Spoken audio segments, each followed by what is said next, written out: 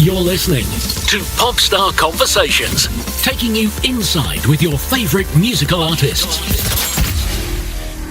This week, Randy and I will be speaking to the multi-talented Bruno Mars. Bruno, welcome to the show. Bruno, thanks, man. It's good to have you here. You were an artist, turned producer, turned artist. Why has success taken so long? You started when you were 4. Because it had to take this long for me to understand a little more about producing and writing songs.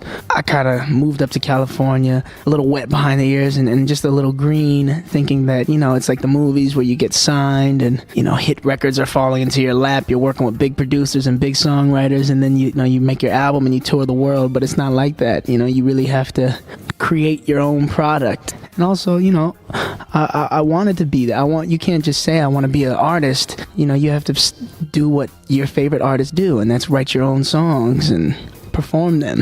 How does it feel to be in the spotlight? That was never the plan. That was never like, we never thought like, okay, well, this is how we break me is, do these couple songs and then do your own song. It just kind of lined up like that, and the stars align, and Nothing on You and Billionaire, and then now Just the Way You Are. Your songs have done extremely well.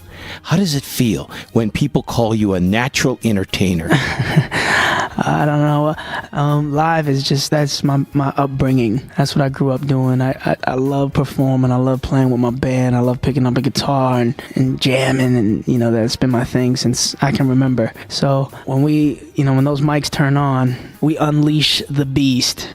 Well, you certainly do that. Bruno, I had seen some photos of you at the beginning. You started out your career as an Elvis impersonator. I gotta tell you, they looked really great. Thanks, man. Yes, that's right. You were a tourist attraction at the Sheraton Waikiki. It was definitely a tourist attraction. It was just it was a gimmick thing. I was fascinated at Elvis at such a young age, and my father had the show going on, and I used to watch the show every night.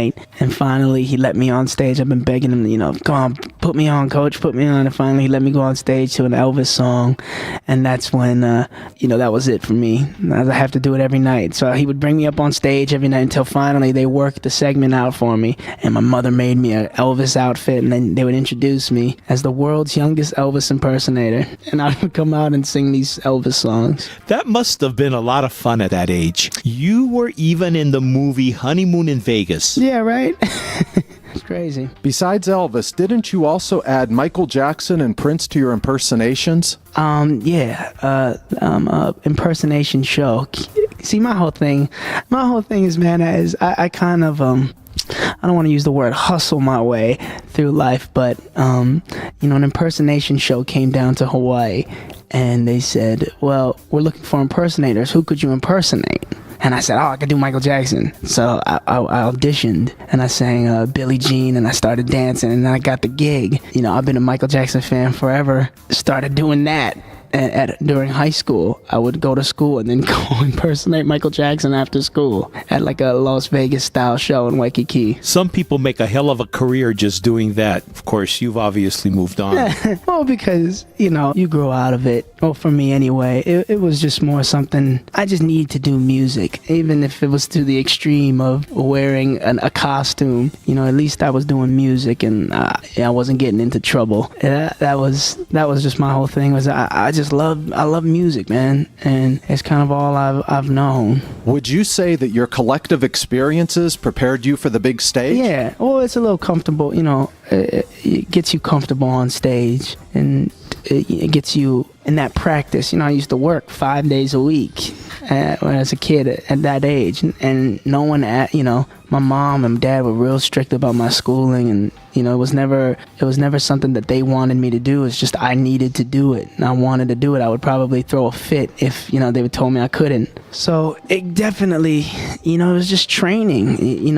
For you, it's not easy to just jump up on a stage and not be nervous, and I think doing that my whole life has helped me. This path and this work ethic, how did it contribute to your songwriting? the simplicity of sometimes people just want to hear a song. Sometimes people just want to hear somebody sing a song and capture an emotion. So when I recorded songs like, I have a song called Count on Me, and I feel like that's all I wanted to do was just play a guitar and sing a song. It doesn't have to be the most clever lyrics or poetic. It has to come from the heart. You obviously know what you're doing.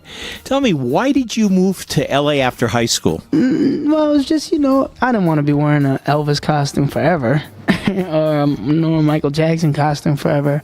I wanted to take my music to the next level, and I felt like that was the next level, was to maybe even find myself and figure out some things. I needed a lot of learning to do. You can't just jump from doing Vegas shows to being a recording artist overnight, and that's what I did. I went to LA and basically learned how to write a song and compose a song and figure out on myself what kind of songs I want to write, what kind of songs I want to sing to people. So all that led you to a deal at Motown. What happened when you got there? Nothing. When I got signed to Motown, that was, I can't put the blame on anybody. I got signed at a very young age, and thankfully that helped me. It was my frustration, because like I said, it's not like the movies where you think that you get signed and all of a sudden, you're going to be recording hit songs. So it showed me, like, basically that's not what it is. And got me so frustrated, I said, you know what, I'm just going to do it myself. I'm tired of waiting on other people to write a song for me or to produce for me. When I can play instruments, I can produce, if I wanted to. I can write a song, I can make words rhyme and sing, so it was because of the frustration on my first deal, I learned so much. So by the time if I ever had another chance, I'd be ready. So that chance came, and I think I was a little more prepared. That must have been a bit disheartening. But you didn't let it get you down. You got some of your friends and you created a band called the Smeezingtons. Tell us a bit about that. That's right, the Smeezingtons. But our friends call us the Meezingtons, so you can call me the Meezington. What does that mean? It doesn't mean anything. No, you know what? We don't really take ourselves too seriously, and we're having so much fun doing music that, every time we would write a song, we'd always say, oh, this is going to be a smash. And then it turned into, this is going to be a smeeze. And then it formed into, this is going to be a Smeezington. It just became kind of a joke in the studio. Every time we got together with people, they'd be like, oh, those guys think every song is a Smeezington. So we just started calling ourselves that. And we said, how funny would it be if one day these record labels would get on the phone and be like, I need the Smeezingtons. And it happened. How do you choose the artists that you work with? And do you have any interesting people coming up?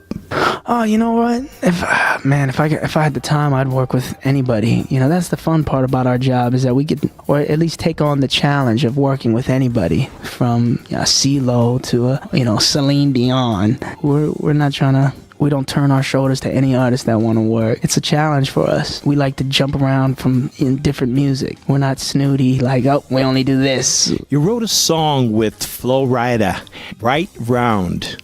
Seems to have a little bit of a sexual connotation. That's right. Right Round. Sex has been pop culture since forever, I think. Big songs, not 1950 songs. Shake, rattle, and roll. Rock and roll means sex. That term has been around forever. When you've been talking about rock and roll, it means having sex and rocking and rolling. I think that's just something that comes with the bag of music, especially in pop music. Would you say that your musical influences, they range from reggae to rock and obviously, many others in between? Yeah. For this album, I just sat down and wrote a bunch of songs that I just wrote, man. I just wrote songs, the way I felt that day. I didn't really overthink it or even come up with a theme, for the album. I just wanted to write the best songs I could. I want people to know that this is the beginning. This is just the first album, and I hope they enjoy it. I mean everything that I'm saying in these songs. I got such a long way to go. Bruno, I think you've definitely arrived. Thank you so much for being on the show. Thanks. Thank you very much. Thanks again for joining us at Popstar Conversations. Make sure that you click the subscribe button below and hit the bell so that you'll be notified when our next exclusive interview with upcoming artists like Beyonce, Cher, Miley Cyrus, and so many more are available. Thank you again for subscribing. Thank you for listening to Popstar Conversations. Please join us again for another conversation with your favorite musical artist.